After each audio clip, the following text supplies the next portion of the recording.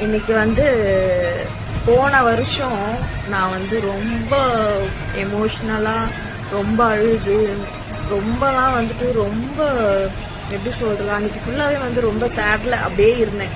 ஆனா இன்னைக்கு நான் ரொம்ப சந்தோஷமா இருக்கேன். ஏன் அப்படின்னா, ஒரு பொலிட்டீஷியனா எல்லாருமே தெரிஞ்சுக்க வேண்டிய ஒரு விஷயம். இன்னைக்கு இருக்க பொலிட்டியன்ஸ்லாம் பாத்தீங்கன்னா இவரை பார்த்து இப்படிதான் இருக்கணும், பொலிட்டீஷியன்னா இப்படிதான் இருக்கணும், ஒரு மனிதனா இப்படிதான் இருக்கணும், வாழும்போது மனிதனா இருந்தாலும் செத்ததுக்கு அப்புறம் கடவுளா மாறுவாங்கன்னு சொல்லுவாங்க. ஆனா இவரு கடவுளாவே வாழ்ந்திருக்காரு, கடவுளாவே நம்ம கிட்ட பிரதிபலிச்சிருக்காரு. அதுக்கு சாட்சி இன்னைக்கு நடந்த ஒரு விஷயம். பாத்தீங்களா இல்லையா? நீங்க எல்லாரும் பாத்திருப்பீங்க.